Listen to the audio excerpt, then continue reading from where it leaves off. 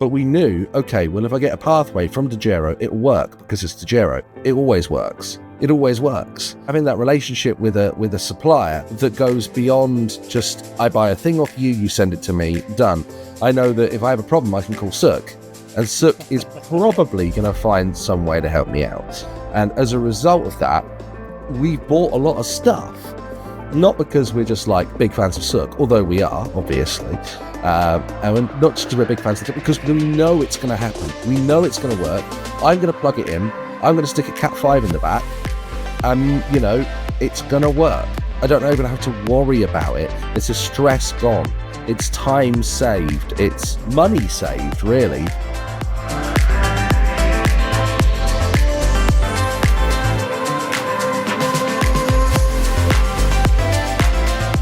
Welcome to Critical Connections, a podcast that features the stories of the people and companies helping to make our communities connected, informed, and stylish.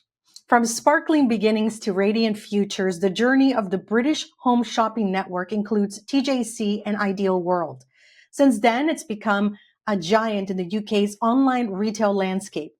In addition to its website, TJC features an engaging live TV shopping network reaching more than 30 million homes in the UK and the Republic of Ireland.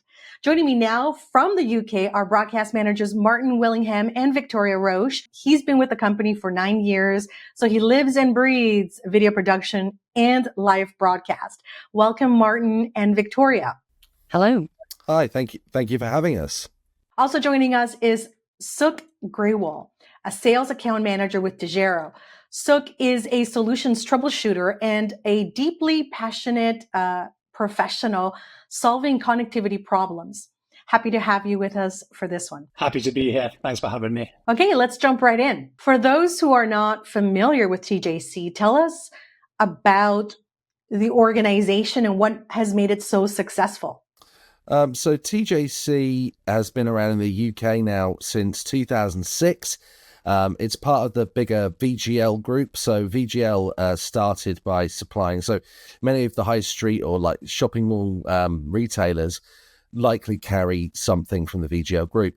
And it was decided in about 2005, 2006 that we were going to skip all that and sell direct to our customers. And the way that the chairman thought was going to work out was by shopping television. TJC was started in the UK. We've got our colleagues at Shop LC in America and our newest, the baby of the bunch, which is Shop LC in Germany. So there was a TJC in Germany. Obviously, the financial recession hit. That went away because it needed some changes. And now we re-entered the German market and we're doing quite well there. So we're quite happy. So yeah, and then Ideal World was an acquisition. Ideal World is a 24-year plus old brand that's been going in the UK. One of the leaders in the shopping television world here, and they had some trouble a few years back. Various owners and stuff like that. So we were very pleased when the opportunity came to us to rescue that brand, bring it back, make it in our image, make it in our style, and we're very pleased with the two offerings we have in the UK. Shop LC in the US and Shop LC in Germany as well. So the group's getting quite big. We're getting quite ambitious, but it's really exciting to have been a part of it, at least, for the last 9 years. To see all the changes over the years, let's start with you first, Victoria. Tell us a little bit about what it used to be, even just a few years ago, and sort of where we are today. Yeah, so I joined TJC 4 years ago, and it was in the peak of COVID. So TJC was very different then. We had a lot of buyers, suppliers, a lot of expert guests that would always come into the studio. And during COVID, that wasn't allowed. So we changed the way we completely operate doing that. So obviously using yourselves with Dejero, we got a lot of remote guests in through the app. And then we expanded, and now we travel all around the world. We've done OBs in Bangkok, India, Tucson, Verona, all over the world. And that was just not something that was on the cards 4 years ago. And obviously acquiring Ideal World as well, that was a completely different landscape to how it was 4 years ago as well. So, me and Martin, we've decommissioned 3 studios, we've built 2 brand new ones, and we're looking to move facilities again soon. So it is an ever-changing landscape. It's wild to me that so much can happen in 1 year, never mind 5 years. And of course, Martin, you've been with the organization since 2015. So even more changes for you. Yeah, the amount of changes that we've had. When I first started, it was a little bit, kind of wild. There, it was, we had a lot of fun, but if you were making, £4,000 or £5,000 an hour, you were high-fiving. We've had this big change in a market that people perceive as getting smaller. We've only grown. And obviously, COVID did change kind of everything for us, really. But before that as well, the growth that we've managed to sustain has been quite impressive, really. And I think it's because, our operation is cost effective. We're very sensible with the money, and also we are giving our customers the sort of products they need. And also, we're here to talk with you guys, so going all around the world and showing our customers, hey, we talk about this Vicenza Gem Fair. Well, here we are. We talk about Tucson Gem Fair. Here we are. Oh, what's that? You're buying an Apatra spa products. Well, here we are in a spa, right? So all of these things have shown our customers. In fact, I remember the first one we did in Tucson, and people were asking if it was green screen. We had to get Chris, our presenter, to walk through cactus to prove that, no, we are actually here. Did he get stung by any of that cactus? Unfortunately, he didn't. I love that. Because that would have made a great story. Good for him. But I love Chris. I like winding him up. It's like my favorite game is just to play on him a little bit. So he but we had to get him to do it because they just didn't believe that we actually went there, because shopping networks don't do this, right? Shopping networks don't do it because, traditionally you'd have to have massive budgets, a truck, a sat link, in the UK, a line to tower, which we have for other reasons, but like all of that, all those bookings, doing all that stuff, it gets super cost prohibitive. Whereas Dejero has allowed us to actually go to these places and do it, without spending a ton of money, but still providing quality output that looks good as well. Because it makes, even if, we do a show and the sales are ho-hum, optically it's fantastic to say to the customers, hey, we're here, Well, let me pick up on that, because the evolution of TJ includes Dejero, and the story is actually really interesting.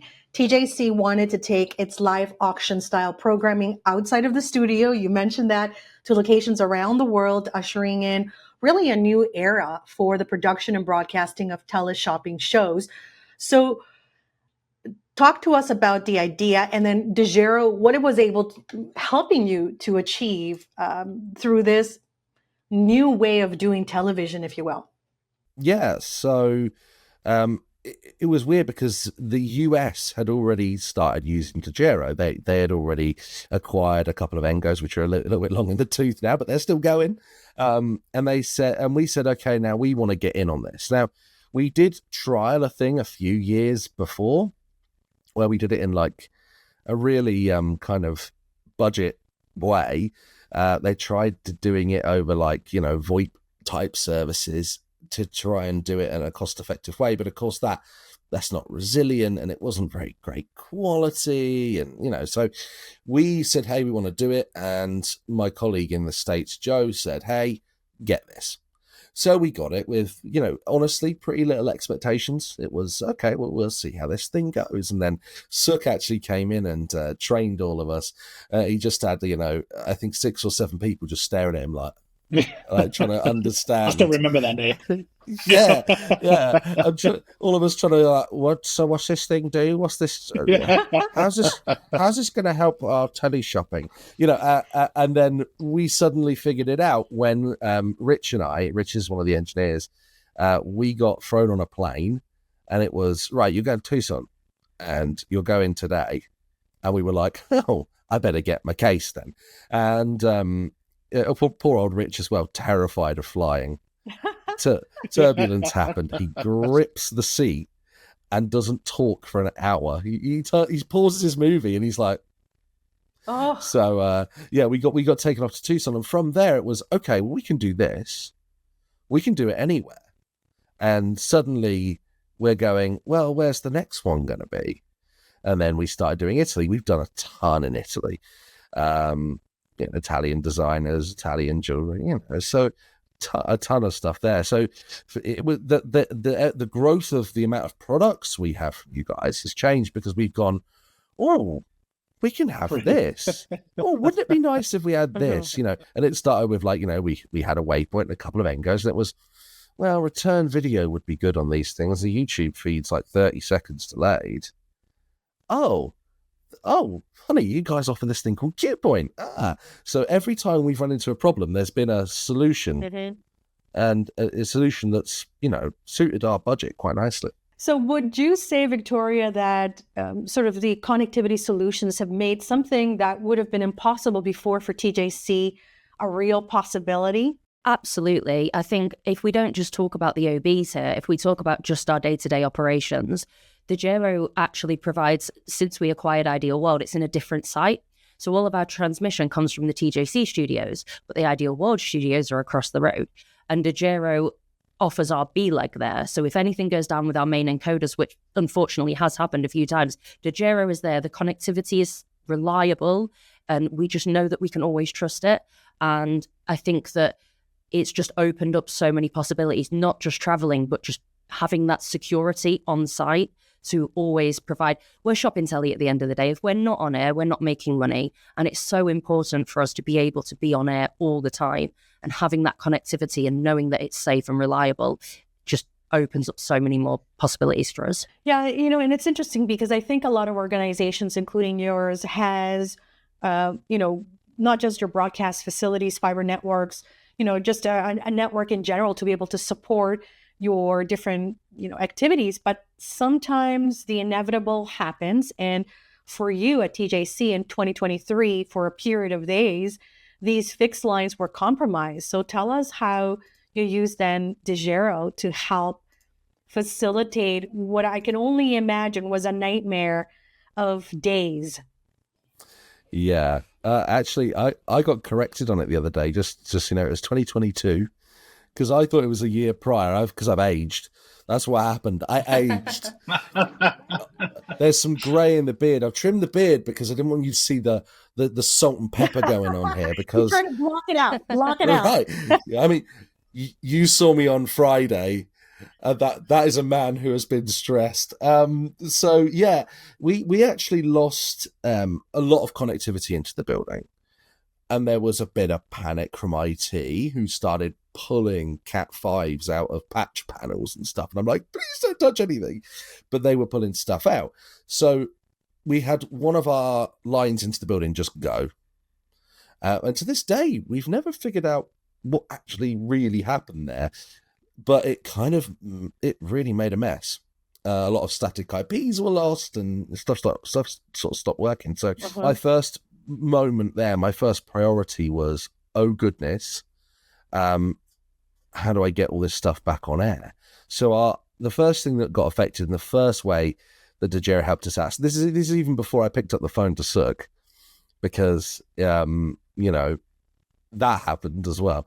So the first thing we did was, okay, there's a saying in teleshopping, which is no L, no sell, right? If you don't have that graphic bar, on the left, you're not selling anything. So obviously, the whole back end was sort of offline, right? The whole back end was gone. So we were actually manually taking orders by hand, and catching up, which we did do, and we didn't miss any, and we got some happy customers. But we briefly used Microsoft PowerPoint to generate our graphics, which, it gave function. Wow, that's incredible. Yeah. So, yeah, and that was quite funny. The producer's going, okay, are you keyed off? Yeah, well, exit the slideshow, change the text. So what had happened was we had these Aston machines. So we use Aston graphics to generate that L. It's massively like overkill for it, because they do like AR Studios. And what are we doing? Oh, we just put that little L on. But they're very good for the job. And we've got a guy called Michael who is just amazing with them. I went, right, I know where I've got connectivity. I've got connectivity at home. So luckily, I'm very lucky to live in an area that's got amazing fiber. So I've got really good speed. Even if I didn't though, I'd probably still been okay. So I kidnapped an Asta machine, and I kidnapped an Engo, and I was sat there and I was thinking, with the MD at the time, a guy called Shrikant, I'm going, I could take this machine home and get the graphics running from there. And he goes, why are you still sat here? Move, like go. So then I loaded all this stuff into my old car, which is great. You know, it's great when you've got more value of equipment in the car than the car is worth. Yeah, absolutely. Yeah. So you take the Dejero Engo home, and at some point a call is made to Sook with an SOS. So can you pick up this part of the story? Yeah, so I get a call from Ryan saying, mate, I'm in a bit of a pickle. And I'm like, oh yeah, what's happening? And he was like, look, this is what's happening. We've lost all connectivity. We need some help. Is there anything you can do to help us in this scenario? And I was like, yeah, absolutely. Let's get you a gateway. Let's get you Engos. Anything else you need, just let me know what you need. And I'm happy to help anywhere we can. And I'll throw it back to Martin because there was it's interesting to hear how he ended up utilizing all of those additional things. Yeah, in ways you wouldn't even imagine. So what happened is I took this machine home and the graphics were running on green from my house. So that was the first thing. That was before I called Sook. So I had to go home every 6 hours to like make sure it was okay. So I did a lot of driving. And then it was, okay, that's problem one sorted. Problem two was we need connectivity generally, right, at this point, because, you know, we've got lots of systems that are down, lots of systems that aren't going to work. So the first thing he did was go, oh, you know, the Engos can act as a Wi-Fi hotspot, right? And I went, sorry, what? And he said they can act as a hotspot. So there you go. I've got, you know, well, eventually we bought the Asta machines back and I've got now 2 hotspots. Brilliant. Okay. I need a little more. And then Sook very kindly let us use a pathway. A gateway, sorry. Yes. It's all away. It all works. It's fine. Sook very kindly gave us a gateway to use. Now, at this point, I'd started getting things back on their feet broadcast-wise, and then I got the call of, hey, you know, you've got that Dejero thing? It does that internet thing? And I'm like, you mean Dejero that we've been using for broadcasting? Yeah. Are you done with it? Yeah. And it actually then ended up running the returns department for a week. So all of the returns, and obviously we have so few, they just never happen. But yeah, of course. But no, they're a busy department because people change their minds, and So they were running off of that, and at one point, customer service was running off it. Once, as everything was coming back online, this poor gateway was moving from team to team. It went all around the building, and it's with antennas sort of like stuck on anything metal, and it did a great job. And then one of the Engos got drafted into service because we have robotic picker robots, so they're sort of like Roombas, but they're huge, and we got to name them, and I called one Eva, so that's fun, right? So Eva, you know, I was like, no, Eva. So these robots weren't able to operate because they needed to be connected to the server, and there were just big problems with that. So we needed remote access help. How did we do it? So we then got the Engo as a hotspot, and then for about 2 days, the entire robotic picking system was running off of an Engo, which is just like mad to me. Like that, it sounds like made up, but we were so like desperate to get things connected and get things on.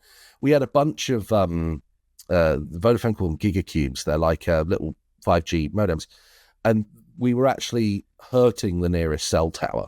So the fact that the Engos had multiple SIMs that I could choose from was so handy, because it was like, oh, we are absolutely like hitting this local Vodafone tower. There's an EE one. Brilliant. I've got good signal, because even like we had EE hotspots as well, and you know, they were doing their best, but effectively that building's a Faraday cage. The Engo was able to crack it. The Engo was able to get way better reception in there. Victoria, you're in the midst of all of this crisis unfolding. You guys are doing really some MacGyvering, not just for broadcast, but for production and for robotics and for everything.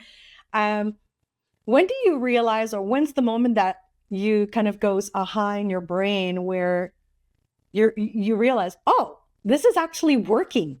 We're going to be okay. Like, when did you feel like that? Oh, I don't know. That was a long 3 or 4 weeks, to be honest with you. And I just remember walking into the server room, and I see Suck in there just putting all these little antennas everywhere. And I was like, "Are you all right there? What are you doing?" And he explained to me, and I was just like, "All right, we might be all right now. We've got this." As soon as we got one problem fixed, and we moved on to the next one, and we saw that problem close, and we knew that was okay, and it moved on to the next. It seemed like a weight was lifted off our shoulders, and we were just ticking the different problems off. And yeah, it just, I don't know how it worked, but it did. That's amazing. So, Suk, of course, you worked with TJC and different clients all the time. And even with the best laid plans, when it comes to live broadcast, you have to expect the unexpected.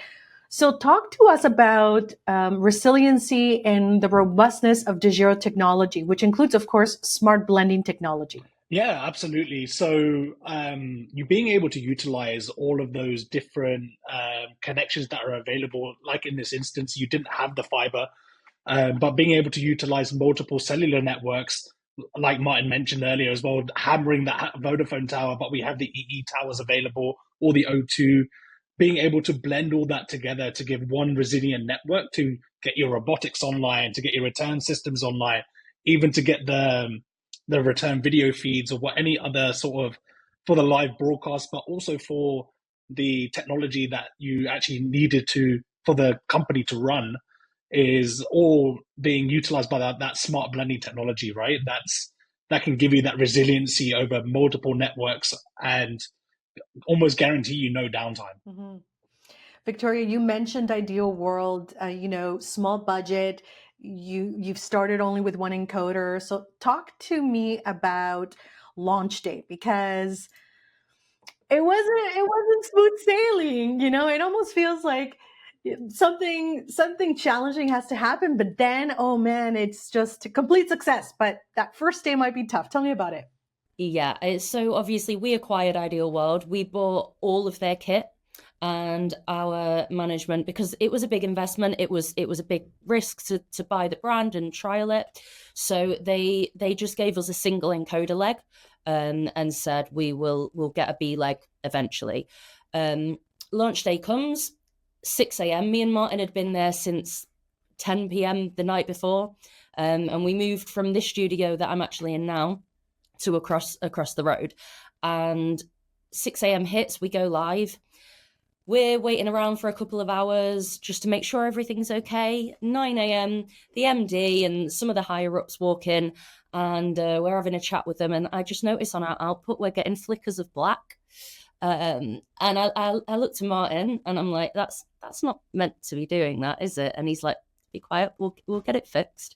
And it's so, you don't want to, on that launch day, you really don't want to go back into the other studio. We've told our customers we're building a new studio, what we're going to offer them. We want to prove that we can do this. So we ended up using the Engos and hot swapping them every 6 hours or something like that, and providing that to our equipment here as our B leg. And we ran off that. It was a problem with the encoder that we had. It was actually hardware. So until we could get that resolved, we could either go live with frames of black, or we would have to move back to the other studio.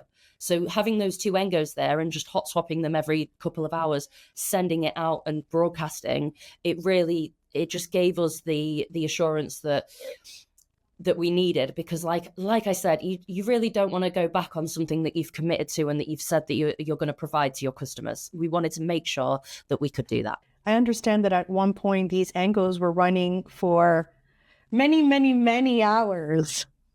Yeah, the first day we didn't even think about it, to be honest. I think we were because we'd been there all night launching the new studio. We just set the Engo up and we left it for, Martin, how long was it? It must have been on for 12 hours at least. It was a long time. Yeah, a long time. And as Vic said, we were basically delirious at that point. We were just like, I just need to go home. And then it was It was only a few hours. Well, it was next morning. Someone went, "Has anyone rebooted that poor Engo?" And I went, "Oh." Yeah, it was a long time. But the great thing about it is we could just log in at home. So I used to, before I was broadcast manager, I was on shift and I started at 5:30. So every morning I'd wake up at 5 and I wouldn't feel the need to rush into work to reboot the Engos before we go live at 6 a.m. I just casually laid in bed and logged into the portal and swapped them all over at home. So I didn't have to rush in and be here earlier than I needed to be. It was just fantastic. Okay. Well, so you've been with Dejero for a long time, something like 7 years. You started as a technical account manager before moving to sales. So you, I think, wear two hats, from the technical to the relationship building. And so I think what we can all agree with is that not everybody has a technical background. So ensuring that you navigate these complex situations and offer solutions fast in a simple way is really critical, especially when you're dealing with so many different types of teams. Talk to us a little bit about, how you work through that with this team here but all other potential customers. Yeah, no, absolutely. So we've always designed all of our products around the user, right? And we always wanted to make it as simple and seamless as possible so that, it's like Victoria said, she can literally just do it from home, right? The fact that she doesn't have to go there and be there at silly o'clock in the morning to just change it, to stop and start something, it's a bit crazy, right? But we've designed all of our equipment around that like one touch operation. So if it was our Engos, you literally turn it on, hit go live, and you're live. If it's with the gateways, it's turn it on and you have internet connectivity no matter where you are. Right. So we've always designed it around that. So because we know that a lot of the users in the field may not be technically minded. And I'm talking outside of the broadcast space, say if we're talking to first responders and things like that, a lot of them won't be technically minded. They don't want to be troubleshooting a router in the middle of an emergency situation. They just need to have it turn on and it just works and they got connectivity. Right. And it's the same mindset we've always had in our broadcast industry as well, to make it as easy and simple to use for our customers. That's great. So, of course, TJC and Ideal World stream 24/7. So one connection is never enough. I wonder, how much time and resources do you think Dejero connectivity has helped TJC and Ideal World save over the past few years? I mean, it's the amount of hassle that it saved us, and time, because time's money, right? Also, when Suk was saying about no technical experts, I'm imagining the edit you're going to cut to me when you say that. People with no technical expertise, and I just pop up. Because the truth is that, especially when joking aside, when you're dealing with people who, maybe you've got a junior engineer on shift and you want them to be able to just handle a problem for you. Knowing that the product is simple to use, knowing that the product is understandable, we're not getting buried in. So that saves time, right? Because that means I don't have to do it. It means Vicky doesn't have to do it. It means we don't have to do it for them. They can go into the Dejero control, they can do whatever they need to do, and we never even get bothered. So that alone has saved so much time. Mm-hmm. In terms of airtime, if we hadn't got the encoding with the Engos and then eventually with a pathway, if we hadn't got that, we'd have been off air in that studio straight away, and the hassle of changing back, the money we would have lost, it doesn't bear thinking about. So the good news is that it was so easy for us to decide to do what we eventually ended up doing. It was like, well, we know this is going to just work. Having that relationship with a supplier that goes beyond just, I buy a thing off you, you send it to me, done. I know that if I have a problem, I can call Suk, and Suk is probably going to find some way to help me out. And as a result of that, we've bought a lot of stuff. Not because we're just like big fans of Suk, although we are, obviously. And not just because we're big fans of it, because we know it's going to happen. We know it's going to work. I'm going to plug it in. I'm going to stick a Cat 5 in the back. It's going to work. I don't even have to worry about it. It's a stress gone. It's time saved. It's money saved, really, because the amount of time you spend configuring these things I know that it's going to work. I assign it to output 4. In fact, I've even got a custom video that's on output 4. So if it ever does go down, we can identify it quickly. There's still stuff going to air. And all of that was done just because Sook went, you can do this, right? And I went, hey? So, there's a lot of stuff like that as well, helping us explore the product, because a lot of companies could be like, well, you bought our thing now. Thanks very much. Cheers. Bye. Mm-hmm. You guys don't do that.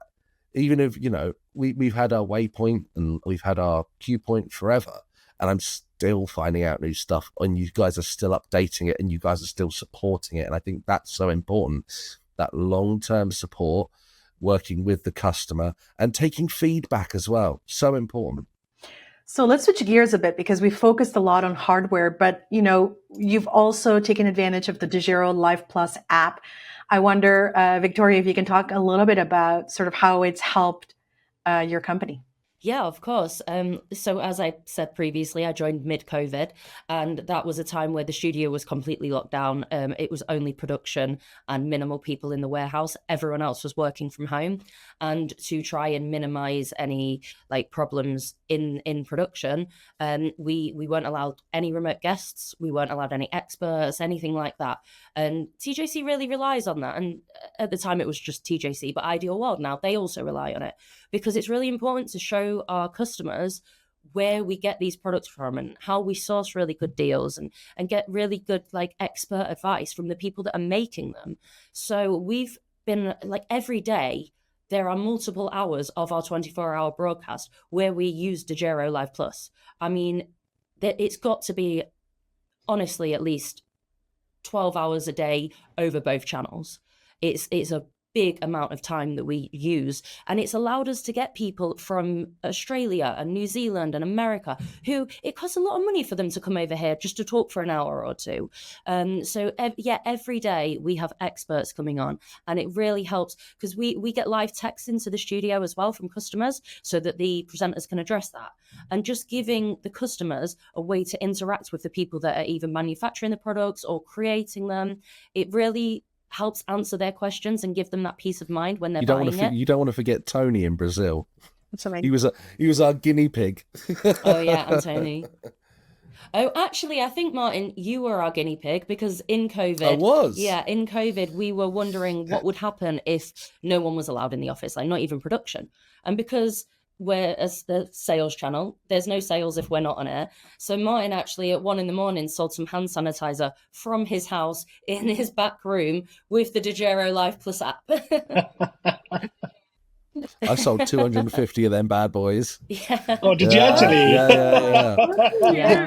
That's hilarious. Here's the thing. That's not a badge of honor, because it was hand sanitizer during COVID. It was going to sell well. Come on. And I don't, bless That's them. still amazing. That's amazing. That was fun. Yeah. And I was even remote controlling the Vision Mixer and stuff. So I was doing everything, but using the Live Plus app, which was new to us. But even then we discovered it's pretty easy to set up. Yeah, exactly. Like Martin touched on earlier, we don't have engineers on site 24/7. So I don't particularly love getting phone calls at 3 a.m. saying, oh, we've got a guest that's supposed to come on and they can't connect. And every single member of our team, no matter how advanced they are in technical knowledge or not, they can remote into Dejero, they can look at the settings. It's so user friendly. And like I say, we're setting people up I rang this lady to set her up, and I said, do you have an Apple or an Android phone? And she said, I don't know. So I had to set her up with the Dejero Live Plus app, and she didn't know what type of phone she had. She still managed to set it up. She still went to air, and it was great. So it just... I need to know. I think it was an iPhone. I am going to guess an Apple. No one knows. It's been so interesting chatting with you guys. So maybe we'll wrap it up with sort of, you've tried so many different things, and I bet there's still more to do. So what does success look like for TJC, for Ideal World, and for Dejero too? Maybe we'll start with Sook and sort of then work down Victoria and Martin. Yeah, I guess success for us as Dejero is always making sure we've got happy customers, right? Being there when things don't go how it's supposed to go, and always being there to help resolve those issues and just being there, right? And like you guys said, Canadian company, we're nice, right? And just being there to actually really help resolve any kind of issues or technical issues that you may have, even if it's with our equipment or not with our equipment. We're always happy to help and happy to do whatever we can. And innovate, of course, right? And innovate, of course. Yeah. How about yourself, Martin? So, there's a reason that there's two of us, right? It's because I'm moving on to something else. And I'm very much looking forward to my new challenge, elsewhere. But I'm handing over to Victoria. So one of the things that I've been proud of is I've left the studio with Dejero, it's in good shape. I'm not worried that particularly the Dejero technology isn't going to be something that Victoria can handle, because she's brilliant anyway, just put it out there. Otherwise, next time I see her, she'll roast me for that one. But being able to give that technology to her and go, right, Dejero, and I think we talked about Dejero for about, and this is in the best possible way, I think we talked about Dejero for about 3 minutes, because I think the conversation ended with, it just works. It just works. So success for TJC is going to be keeping the customer entertained, keeping it innovative, keeping it different, being different from our competition. I think Dejero has really given us the edge in that over the last, we've been a customer for 5-6 years now. It's given us an edge that other people in the market can't do, with technology that just works, with resiliency that's there. It's been brilliant for us. How about yourself, Victoria? Oh God, what's next? Well, we're moving facility in 2026. So we have just built a studio across the road. It launched in June this year. We have just renovated this studio here, and now we're going to move completely new facility in 2026. And we're going to be building 4 studios there. We will have our 2 main studios and 2 DR studios. And it'll be for TJC and Ideal World. So that's the next big leap for me that I need to start planning, because 2026 will come around in no time. Absolutely. And I'll be here to help you every step of the way, wherever I can. Thanks, Well, thanks so much to all of you, Martin, Victoria, and of course, Suk. This was so much fun. Thank you very much, everyone. Thank you. Thank you for having us. Thank you so much. For more information about how Dejero is bringing resilient connectivity to broadcasters around the world, or to book a demo and learn more about our new products, head to dejero.com.